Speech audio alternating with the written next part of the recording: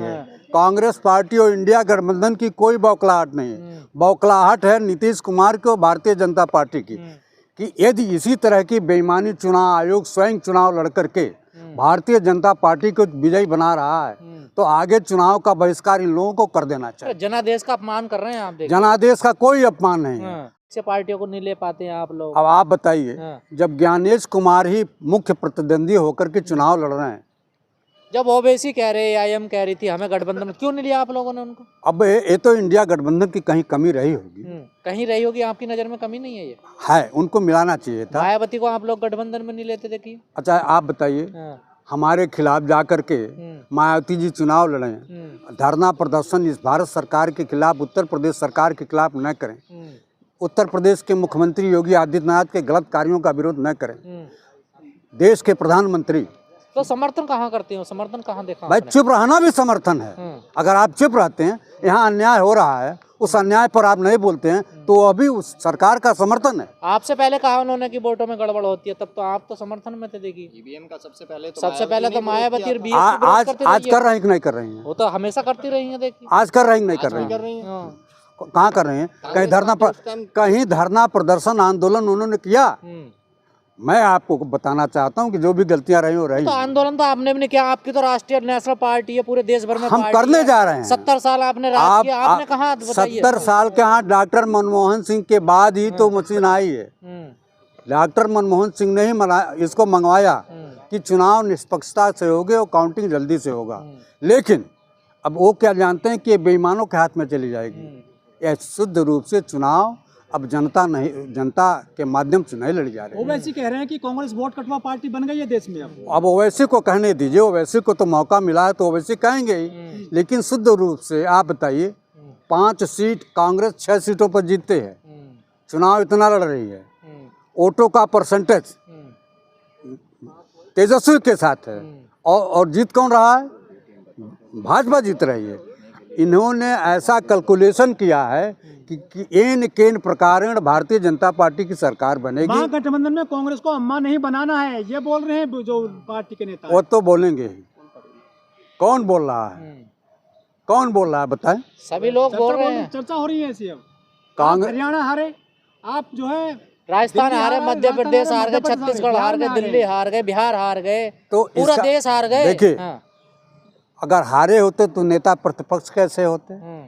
हार को हम स्वीकार करते हैं, लेकिन ये मशीन द्वारा हराया गया है। मशीन तो कांग्रेस लाई थी, मशीन कांग्रेस लाई थी, लेकिन डॉक्टर मनमोहन सिंह बेईमान नहीं थे, डॉक्टर मनमोहन सिंह भ्रष्ट नहीं थे, डॉक्टर मनमोहन सिंह चोर नहीं थे।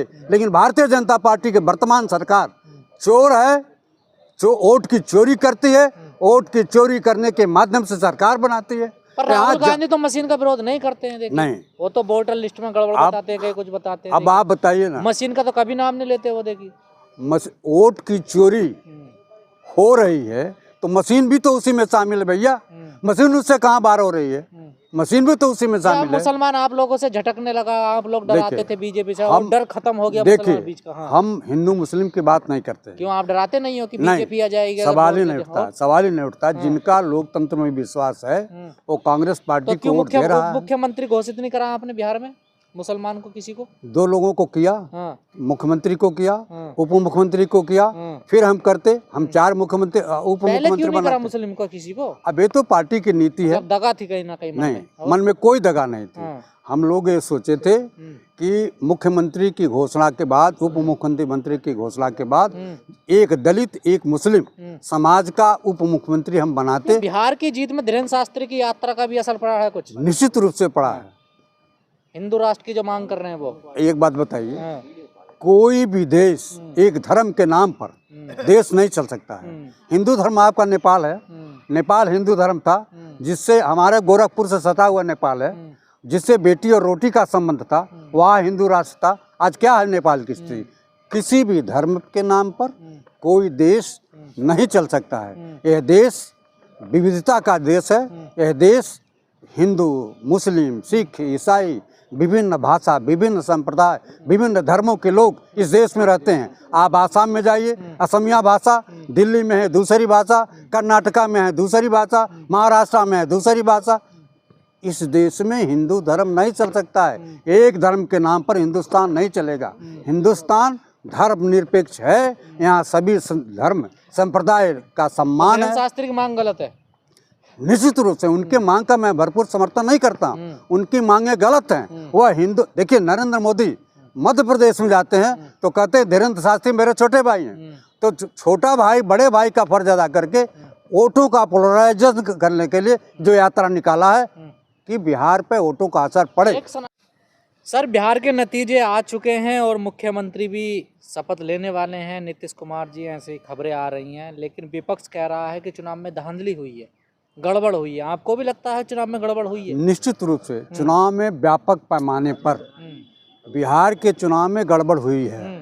अब आप बताइए, अधिसूचना जारी होने के बाद भी, अधिसूचना जब जारी हो जाता है तो सरकारी पक्ष या विपक्ष जनता को कोई भी लाभ का काम नहीं दे सकता है, उनको कहीं प्रोत्साहित नहीं किया जा सकता है। लेकिन भारतीय जनता पार्टी की सरकार को पूरा का पूरा सहयोग मुख्य चुनाव आयुक्त ज्ञानेश कुमार ने दिया है।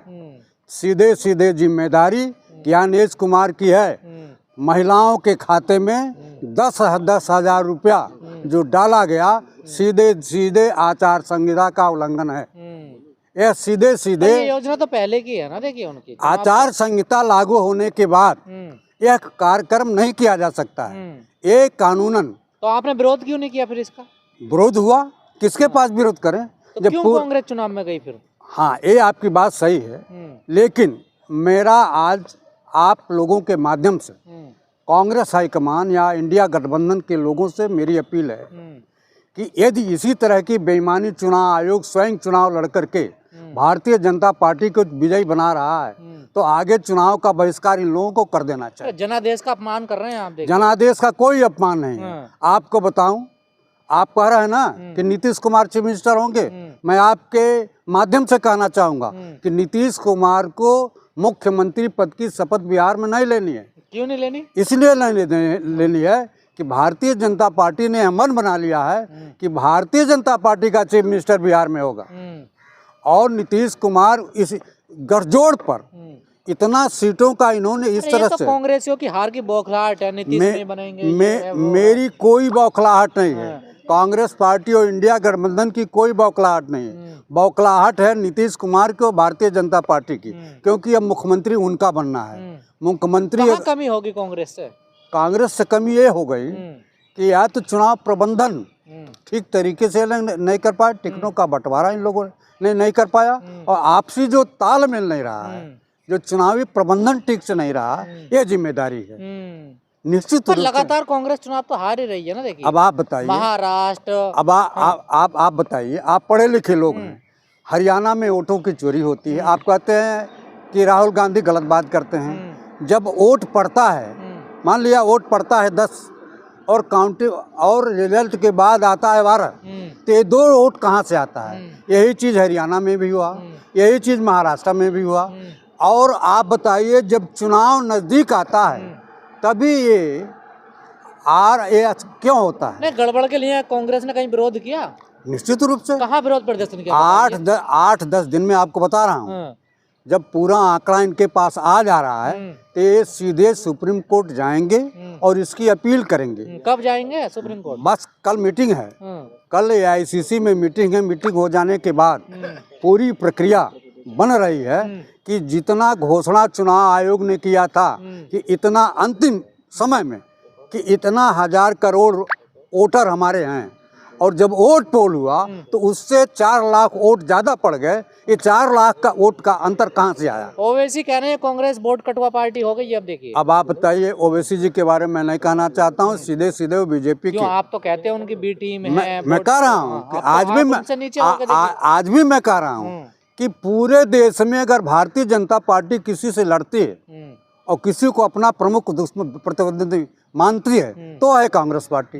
राष्ट्रीय स्तर पर भारतीय जनता पार्टी और कांग्रेस पार्टी की लड़ाई है, तो कांग्रेस पार्टी को कमजोर भारतीय जनता पार्टी चुनाव आयोग के माध्यम से कर रही है। 2014 से कहाँ आप बीजेपी को हरा पा रहे हैं? हर जगह तो हार रहे हैं। आप देखिए, जब मशीन यहाँ ज्ञानातंत्र जीता है, ज्ञानादेश है, जनतंत्र का आदेश नहीं है। बिहार में जनतंत्र रूपी द्रौपदी का चीरहरण या चुनाव आयोग ने महागठबंधन